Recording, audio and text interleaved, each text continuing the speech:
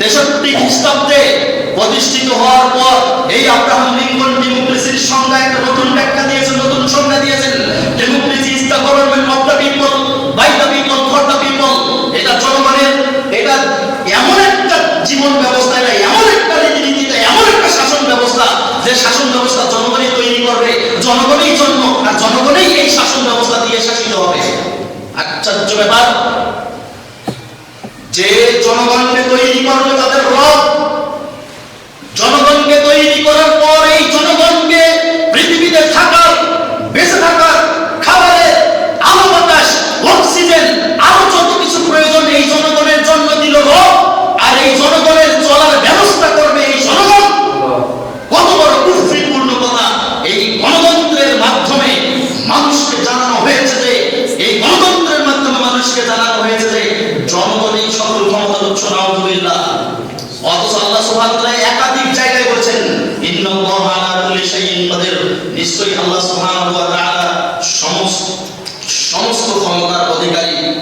আল্লাহ তাআলার উপর কোনো ক্ষমতা নেই, কোনো ব্যক্তির কোনো ক্ষমতা নেই। এই অবস্থায় এই কথাগুলো মানুষ কখন বলেছে? এই কথাগুলো মানুষ কখন বলেছে? যখন মানুষ সেকুলারিজমকে গ্রহণ করেছে। সেকুলারিজম কি? সেকুলারিজম যদি আপনি, আচ্ছা আপনারা এখানে তো অনেক শিক্ষিত মানুষ আছেন, আপনাদেরকে জিজ্ঞাসা করেন সেকুলারিজম মানে কি জানেন আপনি? ধর্মনিরপেক্ষতাবাদ। পৃথিবীর কোন ডিকশনারিতে আছে ধর্মনিরপেক্ষতাবাদ? পৃথিবীর শ্রেষ্ঠতা dictionary Oxford advance dictionary, Oxford learner dictionary. এই ডিকশনারির মধ্যে যখন আপনি এই সেকুলারিজম শব্দটিকে আপনি বুঝবেন, তারা বলবে সেকুলারিস্ট, এই শব্দ সেকুলারিজম শব্দটি সেকুলারিস্ট শব্দ ল্যাটিন শব্দ থেকে এসেছে, যার শব্দের অর্থ, যে শব্দটির অর্থ হচ্ছে ধর্মহীনতা, নট ইনভলভিং টু রিলিজন, যার ধর্মের সাথে কোনো সম্পর্ক নেই। এটা আমি আপনাকে একটা নতুন তথ্য দিলাম, নট ইনভলভিং টু রিলিজন, ধর্মের সাথে এই সেকুলারিজমের কোনো সম্পর্ক নেই। অথচ এই সেকুলারিজম সেকুলারিজম সেকুলারিজম সেকুলারিজম কথা বলতে বলতে যারা মুখের মধ্যে ফেনা উঠে গেছে, এরা বারবার মানুষকে বলতেছে সেকুলারিজম মানে ধর্মনিরপেক্ষতা, মানে ধর্ম, সব ধর্মই ঠিক আছে, তার মধ্যে আমাদের ইসলাম ধর্মটা একটু ভালো। নাউযুবিল্লাহ। এই কথা বলে ব্যক্তি কিভাবে? একজন মুসলমান হয়ে, একজন আহলুল হাদিস পদবির ব্যক্তি হয়ে এই কথা আপনি বলেন কিভাবে? সব ধর্মই ঠিক আছে, তার চেয়ে আমাদের ধর্মটা একটু ভালো। মানে এই কথা বলার কারণে আপনি পবিত্র কোরআনুল কারীমের অনেক আয়াত অস্বীকার করবেন, অনেক আয়াতকে আপনি ছোট করবেন, আল্লাহ তাআলার কোরআনের আয়াতকে আপনি ছোট করবেন। আল্লাহ সুবহানাহু ওয়া তাআলা বলছেন পবিত্র কোরআনুল কারীম সূরা আলে ইমরান এর 19 নম্বর আয়াত, ইন্না দীনা ইনদাল্লাহিল ইসলাম, নিশ্চয়ই আল্লাহ তাআলার নিকটে মনোনীত কেবলমাত্র একমাত্র মনোনীত ধর্মের নাম হলো ইসলাম। কেবলমাত্র একমাত্র ধর্ম, কেবলমাত্র একমাত্র ইজম, কেবলমাত্র একমাত্র মতাদর্শ, রীতিনীতির নাম হলো ইসলাম। পৃথিবীর অন্য কোন ধর্ম, অন্য কোন মতাদর্শ, অন্য কোন ইজম থিওরি এর নাম এটা মনোনীত নয়। একই সূরা আল্লাহ সুবহানাহু ওয়া তাআলা বলছেন, একই সূরা 85 নম্বর আয়াতে আল্লাহ তাআলা বলছেন, ওয়া ইয়াবতাগি গায়রাল ইসলাম দীনান ফালা ইউকবাল মিন ওয়া হুয়া ফিল আখিরাতি মিনাল খাসিরিন। যদি কোনো ব্যক্তি ইসলাম ছাড়া অন্য কোনো জিনিসকে তালাশ করে, ইসলাম ছাড়া যদি সে ডেমোক্রেসিকে তালাশ করে, ইসলাম ছাড়া ওই ব্যক্তি যদি সেকুলারিজমকে তালাশ করে, ইসলাম ছাড়া ওই ব্যক্তি যদি ন্যাশনালিজমকে তালাশ করে, ইসলাম ছাড়া ওই ব্যক্তি যদি অন্য কোনো ইজম থিওরি মতামত, অন্য কোনো ধর্ম, যে ধর্মগুলো আপনার প্রচলিত ধর্ম যে যতগুলো রয়েছে, প্রত্যেকটা ধর্মকে যদি সে বলে এই ধর্মগুলো একটু ঠিক আছে, এই কথা বললে সে পবিত্র কোরআনুল কারীমের এই দুইটা আয়াতকে সে অস্বীকার করবে। আল্লাহ সুবহানাহু বলছেন, ওয়া ইয়াবতাগি গায়রাল ইসলাম দীনান, যে ব্যক্তি ইসলাম ছাড়া অন্য কোনো ধর্ম ইজমকে মেনে নেবে, তালাশ করবে, ফাহুয়া মিন আখিরাতি মিনাল খাসিরিন, ওই ব্যক্তির কাছ থেকে এটা গ্রহণ করা হবে না তো হবে না। ওহুয়া ফিল আখিরাতি মিনাল খাসিরিন, ওই ব্যক্তি কিয়ামতের মাঠে ক্ষতিগ্রস্তদের অন্তর্ভুক্ত হবে। মানে যেভাবে ফিরআউন, হামান, কারুন, নমরুদ এরা যেভাবে ক্ষতিগ্রস্ত হয়েছে, কিয়ামতের মাঠে যারা এরা যে লাইনে দাঁড়াবে, এই মুসলমান এগুলো তালাশ করার মাধ্যমে সেই লাইনে দাঁড়াবে। অথচ সে মুসলমান তো সে ইসলাম কবুল করেছে একমাত্র আল্লাহর নিকটে আত্মসমর্পণ করার জন্য। অন্য কোনো থিওরি, অন্য কোনো মতবাদ যত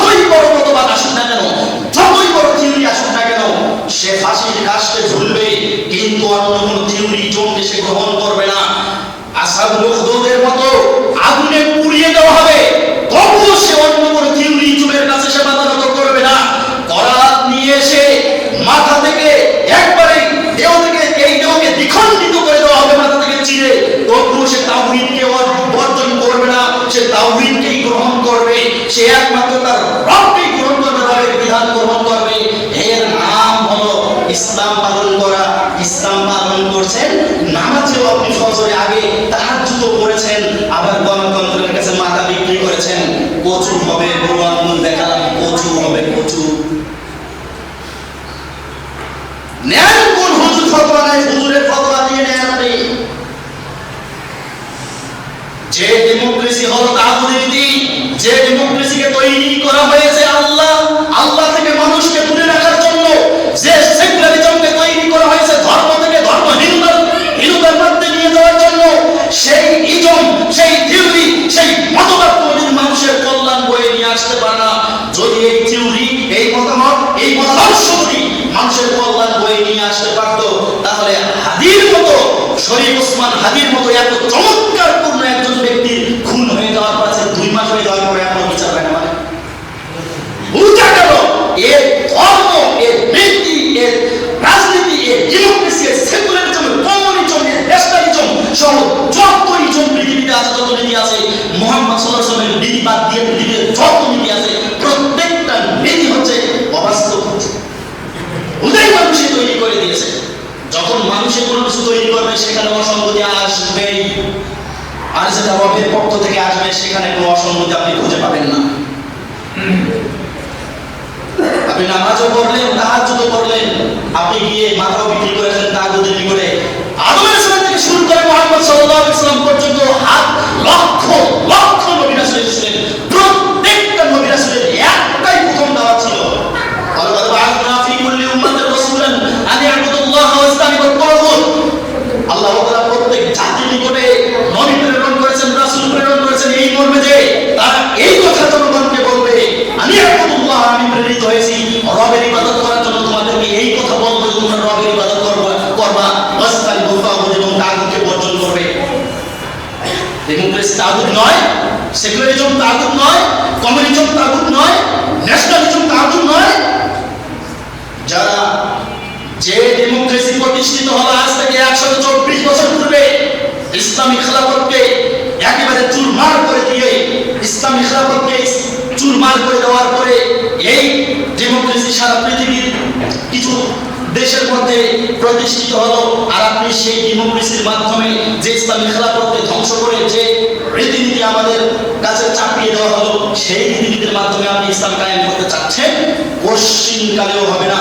এই রীতিতে যদি আপনি ইসলাম কায়েম করতে চান, আমি হুজুরকে বলছি, আপনাদের সকলকে বলছি, আমি আপনার ইসলামীয় ছেলে, আমি আপনাদেরকে একেবারেই জোর গলায় করে বলছি, যদি কোনো ব্যক্তি এরকম রীতিনীতি নিয়ে যদি কোনো ব্যক্তি মনে করে আমি দিন কায়েম করে ফেলবো, সে দিন কায়েম করতে পারবে না।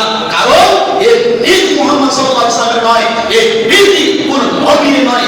এমনকি কোন আহলুস সুন্নাহ ওয়াল জামাত ওয়ালা ব্যক্তিদের পক্ষ থেকেও এরকম কোন নীতি গ্রহণ করে দিন কায়েম করা সম্ভব নয়। আপনাকে দিন কায়েম করতে হবে, এটা সত্য। আল্লাহ তাআলা বলছেন আকিমুদ্দিন, তোমরা দিন কায়েম করো। অবশ্যই আপনাকে আমাকে দিন কায়েম করতে হবে। আমার অন্তরের মধ্যে এই কথাই আমি তামান্না সব সময় করি, রবের নিকটে কান্নাকাটি করি, রবের নিকটে সব সময় চাই যে আল্লাহ তুমি এই দেশের মধ্যে ইসলামী শাসন ব্যবস্থা দাও। একথা আমি বারবার বলি, কিন্তু আপনার হুজুর, কিন্তু আপনার নেতা, কিন্তু আপনি যার পিছনে হাততালি দিচ্ছেন, আপনি যার পিছনে চলছেন, যে নেতার পিছনে আপনি বক্তব্য দিচ্ছেন, যে নেতার পিছনে আপনি স্লোগান দিচ্ছেন, এই নেতা যে নীতিতে দিন কায়েম করতে যাচ্ছে, এই নীতিতে দিন কায়েম হবে না। কারণ মুহাম্মদ সাল্লাল্লাহু আলাইহি ওয়াসাল্লাম এত সুবিধাবাদ জিন্দাবাদ ছিল না যে তোমার হুজুর যেভাবে, তোমার নেতা যেভাবে সুবিধাবাদ জিন্দাবাদ করে ইসলাম কায়েম করতে যাচ্ছে, এভাবে পশ্চিমকালেও ইসলাম কায়েম করা সম্ভব নয়। মুহাম্মদ সাল্লাল্লাহু আলাইহি ওয়াসাল্লামকে বলা হয়েছিল, মুহাম্মদ আপনি যদি এই মক্কার রাজত্ব চান, আমরা রাজত্ব দিব। আপনি যদি মক্কার সর্বশ্রেষ্ঠ সুন্দরী নারীটা চান, আমরা এই সুন্দরী নারীকে দিয়ে আপনাকে বিবাহ দিব। আপনি অর্থ চান, আপনাকে আমরা অর্থ দিব। আপনি যাই চান তাই দিব। কিন্তু আমাদেরটাও একটু মানে, আপনারটাও আমরা একটু মানি। কিছুদিন আপনার রবের ইবাদত করি, কিছুদিন আপনি আমাদের রবের ইবাদত করেন। মুহাম্মদ সাল্লাল্লাহু আলাইহি ওয়াসাল্লাম হাফ সেকেন্ডের জন্য, ন্যানো সেকেন্ডের জন্য তার নবীর সাথে আপোষ করেনি, মুহাম্মদ সাল্লাল্লাহু আলাইহি ওয়াসাল্লাম আপনার হুজুরের মতো যদি সুবিধাবাদ জিন্দাবাদ হইতো তাহলে অবশ্যই বলতো ঠিক আছে, এই ঘটে একটা সুযোগ, আমি ওখানে যাওয়ার পরে রাষ্ট্র ক্ষমতা পাবো, রাষ্ট্র ক্ষমতা পাওয়ার পরে সবাই মিলে আজ থেকে 5 ওয়াক্ত নামাজ কায়েম। যে মানুষ, যে জনগণ জানে না সালাত আদায় করতে হয় কি হয় না, যে জনগণ তার রবকে চিনে না, যে জনগণ তার নবীকে চিনে না, যে জনগণ কবরে কি হবে এটা জানে না, যে জনগণ জান্নাত জাহান্নাম বুঝে না, যে জনগণ তার রবের দেওয়া বিধানকে পড়তেই জানে না, সে রবের দেওয়ার বিধানকে সে এমনি দেখে দেখে পড়বে এটা জানে না, যে জনগণ তার রবের দেওয়া বিধান বুঝতে পারে না, যে জনগণ তার বাবা মার খেদমত করতে জানে না, যে জনগণ তার বাবা মার খেদমত না করে বৃদ্ধাশ্রমে পাঠিয়ে দিচ্ছে, যে জনগণ দ্বীন ইসলামের জন্য একটু নিজেকে সুপর্দ করতে পারে না, সেই জনগণের কাছে আপনি ইসলাম কায়েম করবেন? মুহাম্মদ সাল্লাল্লাহু আলাইহি ওয়াসাল্লাম আগে দাওয়াতের মাধ্যমে মানুষকে পরিবর্তন করেছেন, আপনিও দাওয়াত দেন, আপনিও তাওহীদ বুঝান। তাওহীদ কি জিনিস, তাওহীদের প্রকার বুঝান, আল্লাহর উলুহিয়ত বুঝান, আল্লাহর রুবুবিয়ত বুঝান, আল্লাহর আসমা ওয়া সিফাত বুঝান, আল্লাহর গুণ কীর্তন যত আছে সব বুঝান, রাসূলের দেওয়া রীতিনীতি বুঝান। যে জনগণ জানে না আজকে, যে জনগণ জানে না আগামীকালকে 14ই ফেব্রুয়ারি, এই 14ই ফেব্রুয়ারিতে আমাকে কি করতে হবে হবে না এটাই জানে না, সেই জনগণের নিকটে আপনি কি মনে করতেছেন সেই জনগণের নিকটে আমি দিন কায়েম করে ফেলবো? মুহাম্মদ সাল্লাল্লাহু আলাইহি ওয়াসাল্লাম তা করেননি। মুহাম্মদ সাল্লাল্লাহু আলাইহি ওয়াসাল্লাম দাওয়াত দিয়েছেন, আরে আপনাকেও দাওয়াত দিতে হবে। দাওয়াত দেন 1 বছর, 2 বছর, 10 বছর, 20 বছর, 40 বছর, 50 বছর, 100 বছর, 1000 বছর দাওয়াত দিতে হবে। তারপরে চিন্তা করতে হবে যে হ্যাঁ এখন জনগণের মাঝে দিন কায়েম করতে হবে। যে জনগণ বুঝেই না তাওহীদ কি জিনিস, যে জনগণ বুঝেই না তাওহীদের 3 প্রকার আছে, আরে আপনার হুজুরকে জিজ্ঞাসা করেন তাওহীদ কয় প্রকার, সে বলবে তাওহীদের মধ্যে প্রকার থাকে, এই কথাই বলবে। আপনার হুজুরই জানে না তাওহীদ কত প্রকার, সেই হুজুর দিন কায়েম করবে? কত অসঙ্গতি নিয়ে, এরকম অসঙ্গতি নিয়ে দিন কায়েম সম্ভব নয়। এরকম অসঙ্গতি নিয়ে যদি দিন কায়েম করতে চান তাহলে মুহাম্মদ সাল্লাল্লাহু আলাইহি সাল্লামকে অপমান করা হবে। মুহাম্মদ সাল্লাল্লাহু আলাইহি সাল্লাম যে নীতিতে দিন কায়েম করেছেন সেই নীতিতে আপনাকে আমাকে দিন কায়েম করার চেষ্টা করতে হবে। আল্লাহ তুমি এই দেশের মাঝে, তুমি এই দেশে শান্তি রক্ষা করেছো, আল্লাহ তুমি আমাদের এই দেশে ইসলামী খেলাফতের বাস্তবায়ন করার তৌফিক দান করো।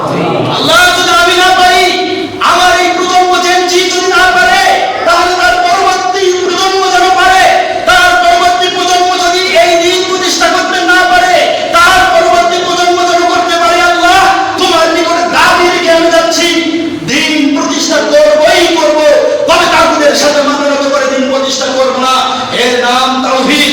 আমি হৃদয়ের মাঝে এমন তাওহীদ, এমন আকীদা, এমন বিশ্বাস লালন করি যে বিশ্বাসের মাধ্যমে তাগুতের সাথে কোন ধরনের একত্রতা ঘোষণা না করে তাওহীদকে যদি পৃথিবীর সবাই যদি তাগুতের সাথে আপোষ করে, আমি একাই আশরাফ এক জায়গায় গিয়ে আল্লাহর কাছে তাওহীদের পানা চাবো, আল্লাহর কাছে তাগুতের পানা চাবো এবং তাওহীদ প্রতিষ্ঠা করার জন্য আমি ইসলামী খেলাফত চাবো, একাই চাবো, তবু তাগুতের সাথে মাথা নত করবো।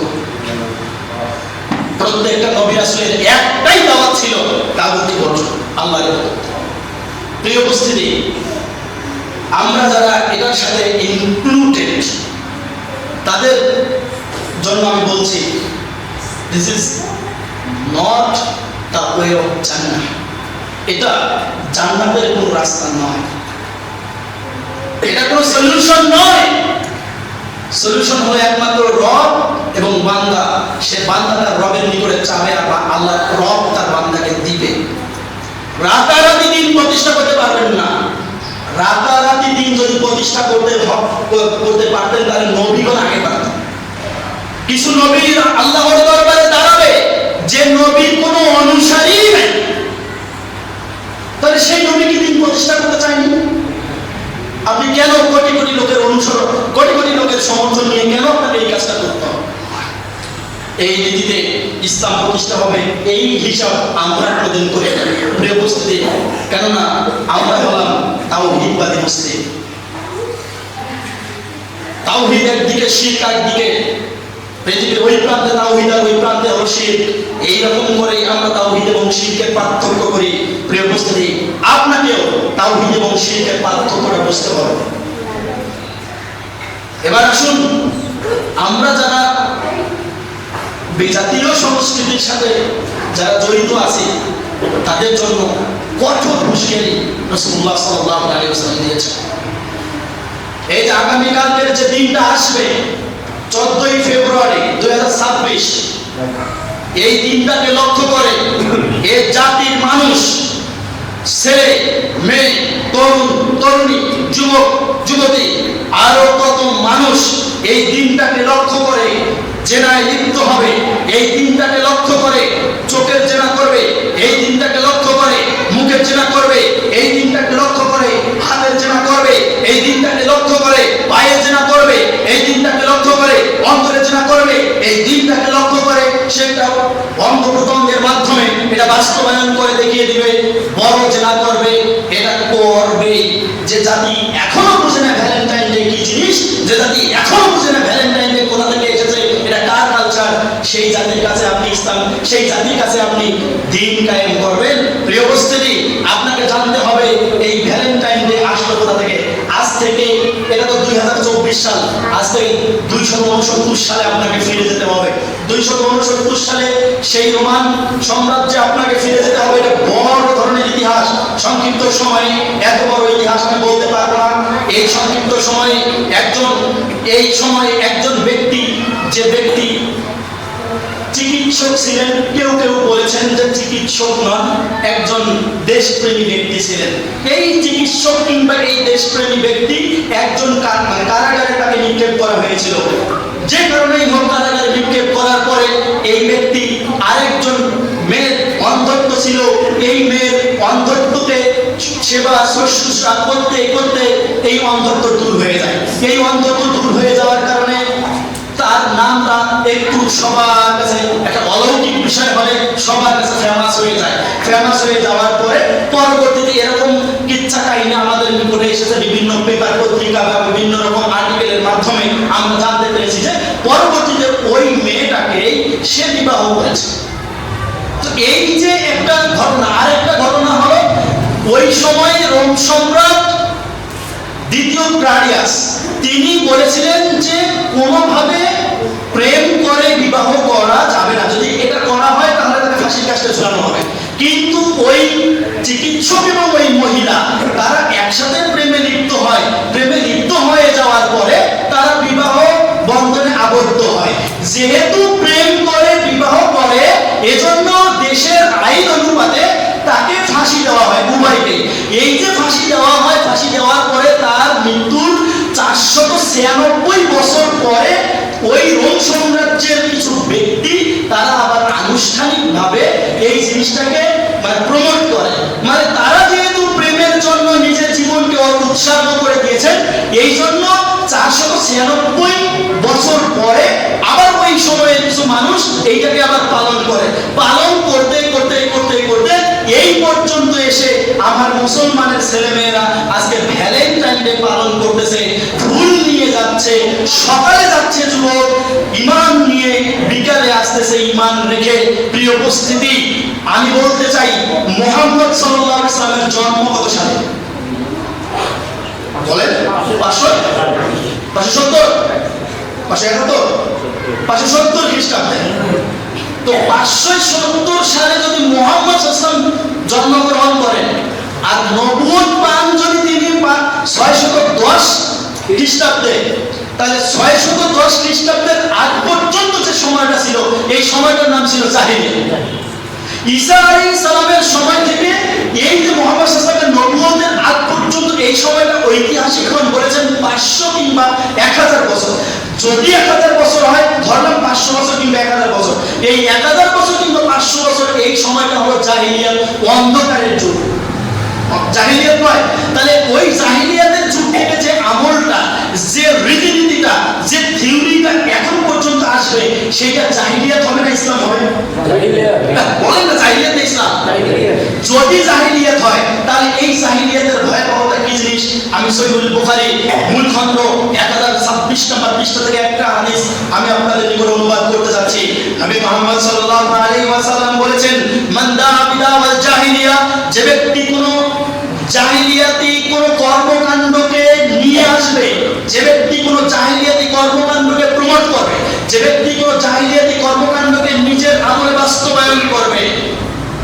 লাইসা মিন্না, সে আমার দলের অন্তর্ভুক্ত নয়, সে আমার উম্মতের অন্তর্ভুক্ত নয়। নবী মুহাম্মদ সাল্লাল্লাহু আলাইহি ওয়াসাল্লাম সহিহুল বুখারীতে আরেকটা হাদিস বলছি, রাসূল সাল্লাল্লাহু আলাইহি ওয়াসাল্লাম বলেছেন আবগাযুন নাসি ইলাল্লাহি সালাসা, আল্লাহ তাআলার নিকটে তিন শ্রেণীর ব্যক্তি সব সময় রাগান্বিত থাকেন আল্লাহ তাআলা এই তিন শ্রেণীর ব্যক্তির উপরে সব সময় গজব নাযিল করার জন্য আল্লাহ তাআলা প্রস্তুত থাকেন। তার মধ্যে এক নম্বর ব্যক্তি হলো মুবতাকিন ফিল ইসলামি সুন্নাতাল জাহিলিয়া, ইসলামী সমাজের মধ্যে যারা জাহিলিয়াতকে নিয়ে আসে, ইসলামী সমাজের মধ্যে যারা জাহিলিয়াতের কোনো বিষয় নিয়ে আসে। প্রিয় উপস্থিতি, যদি আপনাকে বলি এরকম পাশ্চাত্যবাদী যত কালচার রয়েছে, পাশ্চাত্যবাদী যত ধরনের কৃষ্টি কালচার রয়েছে, সেটা হতে পারে ডেমোক্রেসি, হতে পারে সেকুলারিজম, হতে পারে ন্যাশনালিজম, হতে পারে কমিউনিজম, হতে পারে এরকম ভ্যালেন্টাইন ডে, হতে পারে যে কোনো ধরনের দিবস, যে কোনো ধরনের ইহুদি খ্রিস্টানদের দেওয়া, ইহুদি খ্রিস্টানদের নিকট থেকে ধার করে নিয়ে আসা কোনো বিষয়, এগুলো হলো প্রত্যেকটা জাহিলিয়াত। নবী মুহাম্মদ সাল্লাল্লাহু আলাইহি ওয়াসাল্লাম বলেছেন, যে ব্যক্তি এই জাহিলিয়াতকে অনুসরণ করবে ওই ব্যক্তি আমার উম্মতের অন্তর্ভুক্ত নয়। নবী মুহাম্মদ সাল্লাল্লাহু আলাইহি ওয়াসাল্লাম অপরপক্ষে বলছেন, এই তিন শ্রেণীর ব্যক্তির উপর যখন তখন গজব নাযিল হতে পারে। তার মধ্যে এক নম্বর হলো মুবতাকিন ফিল ইসলামি সুন্নাতাল জাহিলিয়া, ইসলামী সমাজের মধ্যে জাহিলিয়াতকে বাস্তবায়ন করে। এই ইসলামী সমাজ ছিল, এই ইসলামী সমাজের মধ্যে ডেমোক্রেসিকে বাস্তবায়ন করেছে, যারাই করেছে তারা প্রত্যেকেই এই জাহিলিয়াতের মধ্যে অন্তর্ভুক্ত, মানে তারা প্রত্যেকেই আল্লাহ তাআলার গজবের জন্য অপেক্ষায় থাকে। যারাই এখানে এনেছে আর যারাই চর্চা করছে প্রত্যেকেই ওই অবস্থায় থাকে। প্রিয় উপস্থিতি, নবী মুহাম্মদ সাল্লাল্লাহু আলাইহি ওয়াসাল্লাম আরেকটা হাদিস স্পষ্টভাবে বলতে চাই। আপনি নামাজ রোজা সব করেন, এই হাদিস অনুবাদ করার পরে আপনি চিন্তা করবেন যে কি বলছেন। নবী মুহাম্মদ সাল্লাল্লাহু আলাইহি ওয়াসাল্লামের এই হাদিস তিরমিজি নামে হাদিসের গ্রন্থ, তিরমিজি মূল কিতাব 316 নম্বর পৃষ্ঠায় 3668 নম্বর হাদিস, আব্দুল্লাহ ইবনে মাসউদ রাদিয়াল্লাহু তাআলা আনহু বলেন, নবী মুহাম্মদ সাল্লাল্লাহু আলাইহি ওয়াসাল্লাম বলেছেন, মান দাআ বিদাওয়াল জাহিলিয়া, যে ব্যক্তি জাহিলিয়াতকে আহ্বান করবে, ফাহুয়া মিন সুসা জাহান্নাম, ওই ব্যক্তিকে জাহান্নামের মধ্যে এই রকম করে আছাড় মারা। সুসা শব্দের অর্থ দুইটা, একটা হলো আছাড় মারা, আর একটা হলো লাকড়ি হওয়া, খড়ি হওয়া। খড়ি বুঝেন, মা বোনেরা যে ভাত রান্না করে খড়ি দিয়ে, এই ব্যক্তি জাহান্নামের খড়ি হবে। নবী মুহাম্মদ সাল্লাল্লাহু আলাইহি ওয়াসাল্লামকে বলা হলো, আল্লাহর নবী ওয়াইন সাল্লা ওয়াইন সামা, যদি সে সালাত আদায় করে, যদি সে রোজা রাখে, তারপরেও কি তাকে জাহান্নামের মধ্যে নিক্ষেপ করা হবে?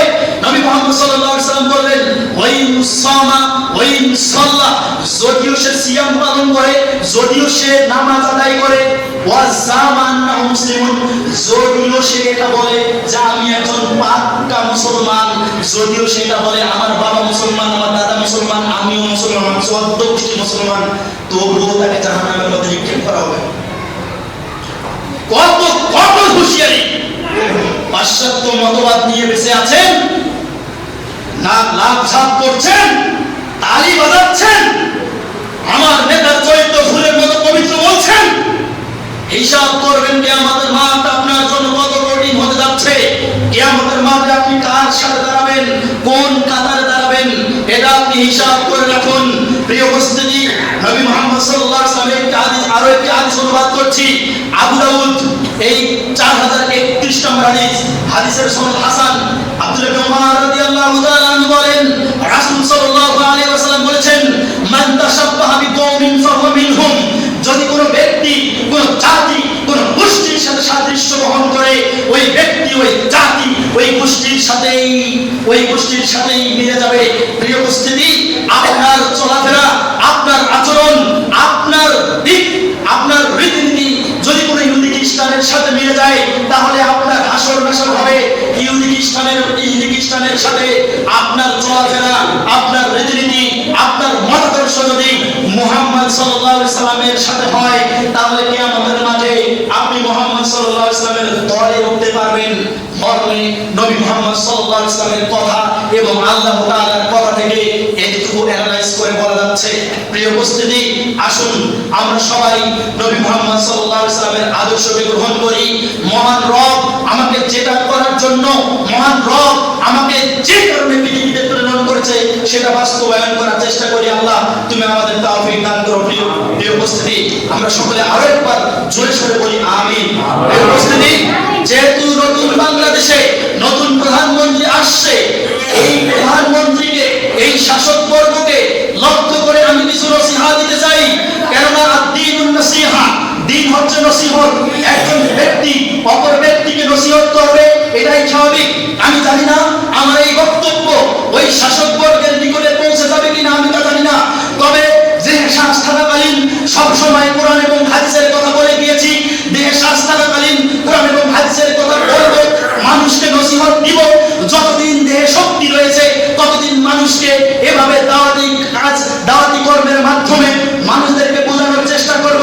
আমি নসিহত করছি, যেই শাসকে যাক না কেন, যেই ব্যক্তি শাসনের মস্তকে যাক না কেন, তাদের জন্য আল্লাহ তাআলা যে নসিহত দিয়েছেন সেই নসিহত দিচ্ছি।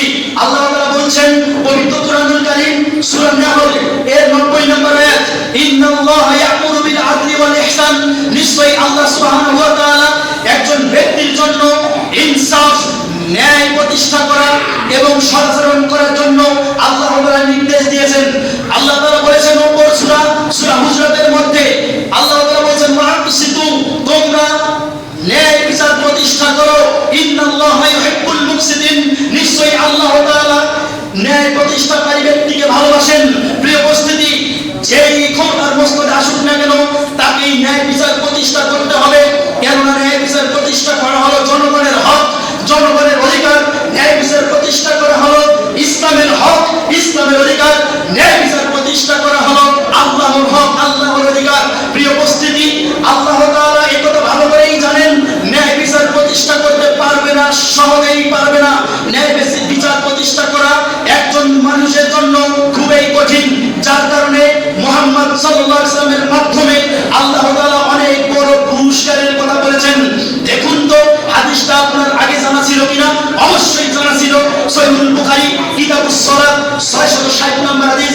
হাদিস বর্ণনা করেছেন আবু হুরায়রা রাদিয়াল্লাহু তাআলা আনহু, বলেন রাসূল সাল্লাল্লাহু আলাইহি ওয়াসাল্লাম বলেছেন, সাবাতুন ইউযিল্লুহুমুল্লাহু ফি যিল্লিহি ইয়াওমা লা যিল্লা ইল্লা যিল্লুহু। সূর্য মাথার উপর থেকে এক হাত বা এক বিগত থেকে যখন আমাকে তাপ দিবে সেদিন কি অবস্থা হতে পারে?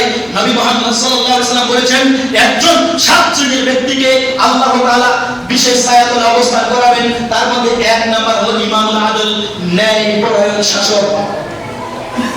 একজন এই পৃথিবীতে ন্যায় পরায়ণ শাসক হওয়া খুব কঠিন, যার কারণে তার পুরস্কারটা অনেক বেশি। আমরা উদাত্ত আহ্বান জানাবো এই মর্মে যে ন্যায় পরায়ণ শাসক হওয়ার চেষ্টা করবেন। প্রিয় উপস্থিতি, আল্লাহর নবী সাল্লাল্লাহু আলাইহি ওয়াসাল্লামের আরেকটা হাদিস বলতে চাচ্ছি। নবী মুহাম্মদ সাল্লাল্লাহু আলাইহি ওয়াসাল্লাম বললেন যে ন্যায়পরায়ণ শাসক তো হলো সেই যাকে তোমরা ভালোবাসো এবং ওই ন্যায়পরায়ণ শাসক তোমাদেরকে ভালোবাসে। ন্যায়পরায়ণ শাসক হলো সেই যার জন্য তোমরা আল্লাহর নিকটে দোয়া করো এবং আল্লাহর নিকটে ওই ন্যায়পরায়ণ শাসক তোমাদের জন্য দোয়া করে। প্রিয় উপস্থিতি, এমন ন্যায়পরায়ণ শাসক হওয়া খুবই মুশকিল। আমরা উদাত্ত আহ্বান জানাবো যে যারাই ক্ষমতার মসনদে যাক না কেন আপনাদেরকে ন্যায় বিচার প্রতিষ্ঠা করতে হবে। শরীফ ওসমান হাদির বিচার, প্রথম শরীফ ওসমান হাদির বিচার দিয়েই ন্যায় প্রতিষ্ঠা করতে হবে। আপনারা একমত আছেন কি? এরকম ভাবে আমি তো এই কথা আরো বলতে চাচ্ছিলাম, কিন্তু সময় আমাকে কথা বলতে দিচ্ছে না। সময়ের কারণে আমরা কথা বলতে পারছি না। প্রিয় উপস্থিতি, ন্যায় বিচার প্রতিষ্ঠা আপনাকে আমাকে সবাইকে করতে হবে। শুধু শাসকের উপর ন্যায় বিচার প্রতিষ্ঠা করতে আল্লাহ বলেছেন ব্যাপারটা এমন নয়। আপনি আপনার জায়গা থেকে ন্যায় বিচার প্রতিষ্ঠা করবেন। আপনি যেমন আপনার শাসক হবে তেমন। কোন এলিয়েনকে শাসক বানানো হয়নি, অন্য কোন ভিন দেশিকে নিয়ে এসে শাসক বানানো হয় না। আপনি যেমন আপনার পছন্দের শাসককে আপনি এখানে নিয়ে গিয়েছেন, আপনি যেমন আপনার আচরণ তেমন আপনার শাসক, তেমন শাসকের আচরণ তেমন হবে। অতএব যখন নির্বাচন করবেন শাসককে তখন হিসাব নিকাশ করেই শাসককে নির্বাচন করবেন। নেতা যখন নির্বাচন করবেন হিসাব নিকাশ করেই নেতাকে নির্বাচন করতে হবে। কোন নেতা আপনাকে এই 5 বছর আপনাকে শাসন করবে, হকের মাধ্যমে নাকি বাতিলের মাধ্যমে, আপনাকে চিন্তা করতে হবে। প্রিয় উপস্থিতি, আমি বলছি পাশ্চাত্য যত মতবাদ রয়েছে, কৃষ্টি কালচার রয়েছে, এগুলো থেকে আমাদেরকে দূরে থাকতে হবে। আল্লাহর নিকটে দোয়া করতে হবে, আল্লাহর নিকটে চাইতে হবে ইসলামী খেলাফত জন্য। ইসলামী খেলাফত যদি প্রতিষ্ঠিত না হয়, আপনি পশ্চিমকালেও এই দেশকে আপনি ইসলামী রাষ্ট্র হিসাবে আপনি করতে পারবেন না। যখনই বলবেন যে এই দেশ ইসলামী রাষ্ট্র হিসাবে আমরা ডিক্লেয়ার করলাম, তখনই বিশ্ব বাজার থেকে বিশ্ব মরদরা আপনার অর্থনীতিকে একবার ফল ডাউন করে। কিসের মাধ্যমে? যখন দেখবে গ্যাসের দাম বেশি, যখন দেখবে খাদ্যদ্রব্যের দাম বেশি, যখন দেখবে আরো যত চাহিদা পূর্ণ যে প্রোডাক্ট রয়েছে, পণ্য রয়েছে, এই প্রোডাক্টের যখন দেখবে দাম বেশি, তখন বলবে এই সরকারকে হটাও। আসার পরে এইরকম হয়েছে, আসার পরে এরকম হয়েছে। জনগণ তখন এই ন্যায়পরায়ণ শাসককে সরাই।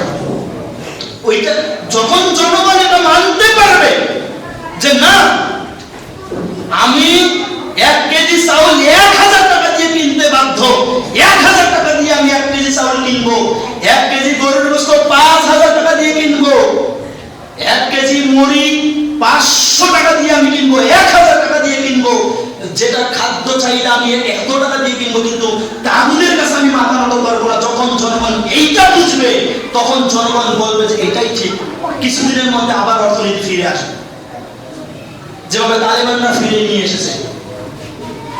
আমি এখন বলি না যে হুজুর তালেবানকে মনে সাপোর্ট করতেছে না, সারা আফগানিস্তানের সংখ্যাগরিষ্ঠ মানুষ তারা এটাকে সাপোর্ট করেছে এবং তারা এই ত্যাগকে তারা গ্রহণ করার কারণে তারা আজকে একটা অর্থনীতিতে তারা একটা বড় ধরনের একটা জায়গা, তারা স্থান দখল করে নিতে পারছে। আপনি আমি পারবো না তো। একদিন বিড়ির কাজ না করলে ওই রাতে আর ভাত নাই। একদিন আপনার বাড়িতে যদি বিড়ির কাজ না থাকে, ওই মহাজনরা যদি মানে বন্ধ করে দেয়, বাড়িতে এসে ভাত নাই, সেই জনগণ এই ইসলামী রাষ্ট্র চাবে? কাকে কি হিসাব দিচ্ছেন? কাকে কি বুঝাচ্ছেন আপনি? এজন্য পাশ্চাত্য কালচার, পাশ্চাত্য মতবাদ, এগুলো আমাদের জন্য কোনো ধরনের শান্তি বয়ে নিয়ে আসতে পারবে না। আমাদেরকে শান্তি বয়ে নিয়ে আসবে ইসলামী খেলাফত। খেলাফত যেটা আজ থেকে 124 কিংবা 25 কিংবা 26 বছর পূর্বে বিলুপ্ত করা হয়েছে। উপস্থিতি এখন আমাদের করণীয় হচ্ছে আল্লাহর নিকটে চাইতে হবে, আল্লাহর নিকটে কান্নাকাটি করতে হবে। যেভাবে কান্নাকাটি করে মুহাম্মদ সাল্লাল্লাহু আলাইহি ওয়াসাল্লাম এই দ্বীনকে বিজয় করেছেন, সেভাবে আমাদেরকে কান্নাকাটি করার মাধ্যমে, নিজেকে দাওয়াতি কাজের মাধ্যমে, মানুষের তাহাজ্জুদ পূজানোর মাধ্যমে, মানুষকে তাওহীদ পূজানোর মাধ্যমে, মানুষের শিরক পূজানোর মাধ্যমে, মানুষকে অপসংস্কৃতি পূজানোর মাধ্যমে, মানুষকে আল্লাহই রিজিক দাতা, আল্লাহই রহমত দাতা, আল্লাহই সবকিছু, এইটা বোঝার মাধ্যমে আমাদেরকে সামনের দিকে এগোতে হবে। আল্লাহ আমাদের সবাইকে তৌফিক দান করুন। আলহামদুলিল্লাহ ওয়াহদা ওয়াসসালাতু ওয়াসসালামু আলা মান লা নাবিয়্যা বা'দা ওয়া আলা আলিহি ওয়া আসহাবিহি ওয়া মান তাবি'আহুম বিইহসানিন ইলা ইয়াউমিদ্দিন। প্রিয় উপস্থিতি, আমরা এতক্ষণ থেকে যে বক্তব্য শ্রবণ করলাম, অনেকেই পরে এসেছেন, অথবা বক্তব্যের ধাঁচে বুঝতে পারবেন না যে আসলে কি বক্তব্য দিচ্ছে বা কি বা শুনলাম। বিষয়টা হলো এই, আমি সামারি বলছি, পাশ্চাত্য কোনো মতবাদ, পাশ্চাত্য কোনো কালচারের সাথে এই মুসলমানের কোনো সম্পর্ক নেই, ভবিষ্যতেও রাখা যাবে না। সেটা যে ধরনের কৃষ্টি কালচার, যত ধরনেরই হোক না কেন, যতই ভালো দেখাক না কেন, যতই আমার উপকার বলে মনে হোক না কেন, একটাও কোনো এই মুসলমানের জন্য কল্যাণ বয়ে নিয়ে আসবে না। অতএব এই পাশ্চাত্য কালচারকে আমাদেরকে ডিলেট করতে হবে, আমাদের অন্তর থেকে ধুয়ে মুছে সাফ করে দিয়ে ইসলামী কৃষ্টি কালচারকে আমাদেরকে বহন করতে